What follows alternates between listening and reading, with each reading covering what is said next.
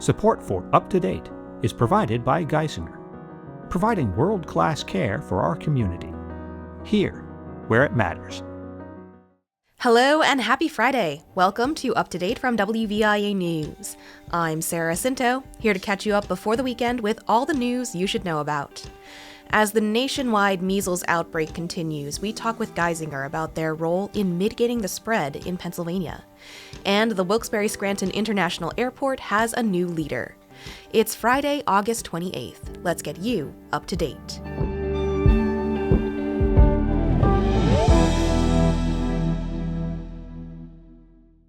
We'll start with the airport. The Wilkes-Barre Scranton International Airport has a new leader. As WVIA's Boris Kraucheniuk reports, the board hired a new executive director with more than 30 years of airport management experience.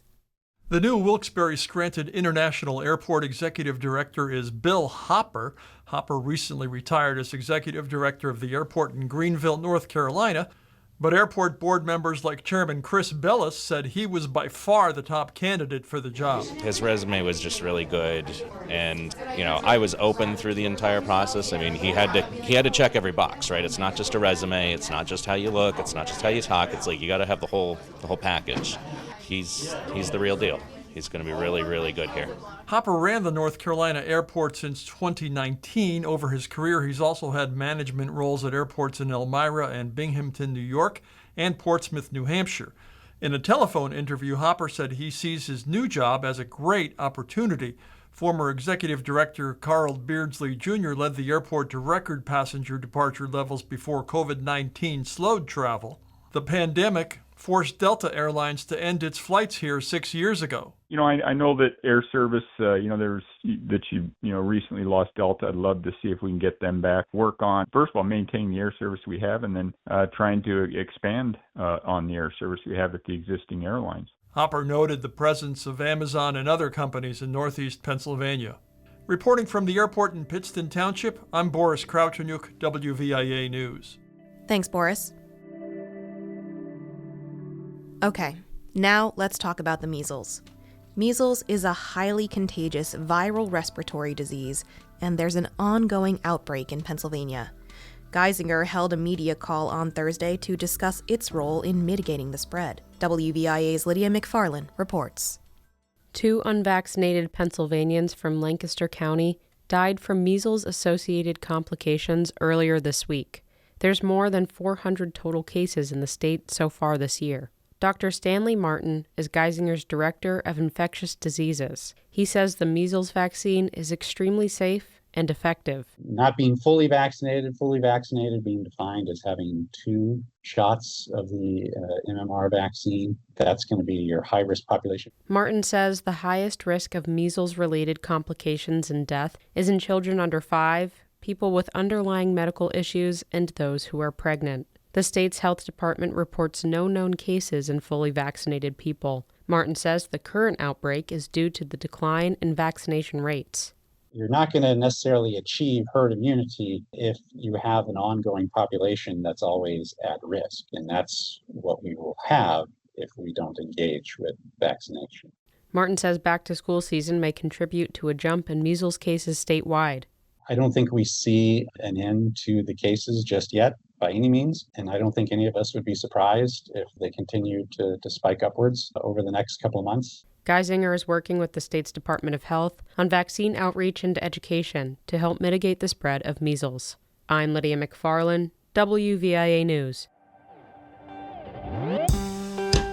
Thanks, Lydia, for that update. Find the full story at WVIA.org. Stay with us. There's more up to date after this break.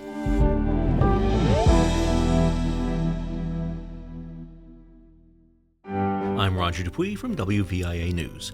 If you haven't already, sign up to get our free newsletter, WVIA News Notes. It's delivered right to your email inbox each Tuesday and Friday mornings. Go to WVIA.org and click on newsletters to subscribe.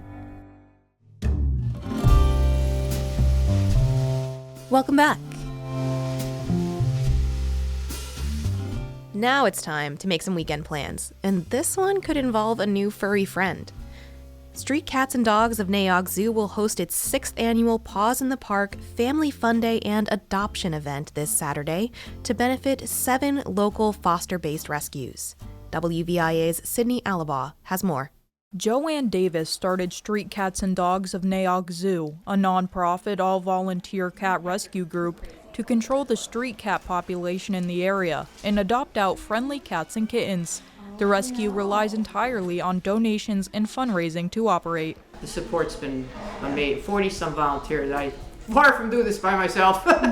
Katrina Organ, a volunteer at the rescue, says the Paws in the Park Family Fun Day and Adoption event started as a way to help raise funds and support their rescue partners. We know we have a lot of peers in the rescue world, but we are the only group that has a building and a venue, and we thought it would be really nice if we could kind of share resources, and it's only grown from there. The event now features at least 100 donated raffle baskets, a gift card wheel, food stands, and a kids' corner with games and activities.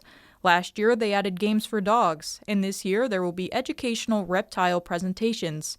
All proceeds will be split evenly among the rescues, which will also sell their own merchandise. Attendees can meet the adoptable cats and kittens from Street Cats and Dogs at the event. The other 6 attending rescues may also bring adoptable animals. The Paws in the Park Family Fun Day and Adoption event is from 11 a.m. to 4 p.m. Saturday on 700 Naog Road, Scranton. Come spend the day outside and know that you are contributing not just to street cats, but to the broader rescue community in the area. Reporting in Scranton, I'm Sydney Alibaugh, WVIA News. Thanks, Sydney. Find more on the event and animal rescues at WVIA.org. For our last story of the day, let's take a moment for the latest community connection with WVIA's Lisa Mazzarella.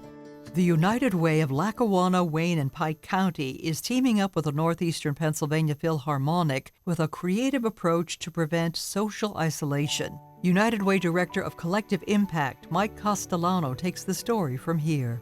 At the United Way, we have a collaborative of organizations called Age Friendly Lackawanna, and our primary focus is working with older adults and finding ways to get creative, to fill gaps in services, and helping to address complex issues that older adults are facing, one of which is social isolation, and that's really no secret. Post-COVID, it's become an exponentially larger issue, and so this program was developed in partnership with the NEPA Philharmonic. Exactly what is the goal of the program?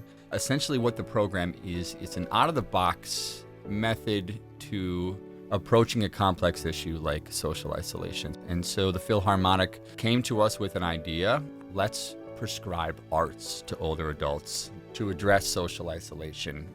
Different from other programs, it's more tailored to each older adult and what they're interested in. So this is a pilot project, but it's going to include all types of things that are artistic and beautiful and relaxing and stimulating. Correct, yeah. I mean, you're looking at music, visual arts, dancing. It's beyond arts and crafts and really involves older adults in a more engaging and interactive experience. It's very exciting to see the out-of-the-box thinking and how it can address such a complex issue. How many people will be involved in the program? What each cohort is 25 older adults, which can include the older adult themselves and their caregiver if they wish. And it is a 6-month period where you're engaging in different activities through over that 6 months. And so we were very methodical in the way that we built it and the way that the Philharmonic has really adjusted the referral process. So that way it really focuses on the things that you like, things that you'll benefit from.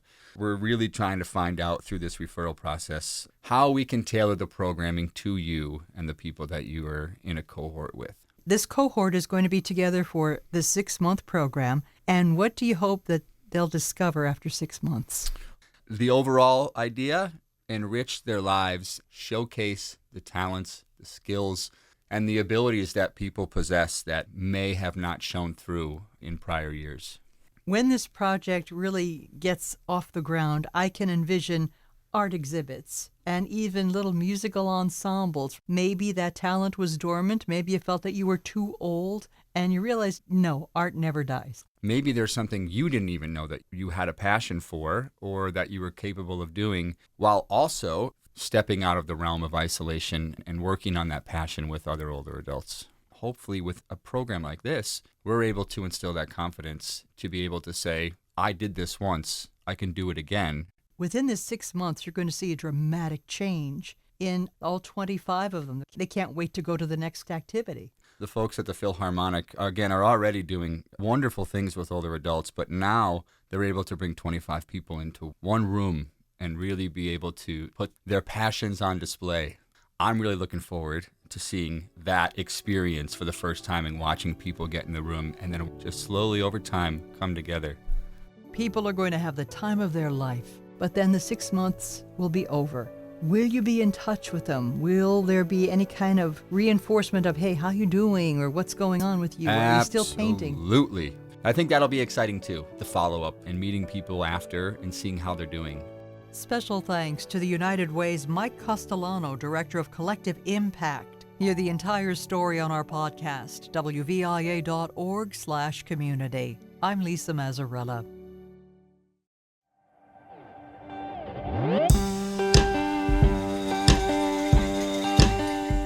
So, how are we feeling? All caught up and ready for the weekend? Find more stories, as always, at WVIA.org. I'm Sarah Cinto. Thanks for hanging out with me this week. We're back on Monday, so make sure you subscribe and tune in wherever you get your podcasts. Have a great weekend, everyone. I'll catch you next week, right here on Up to Date.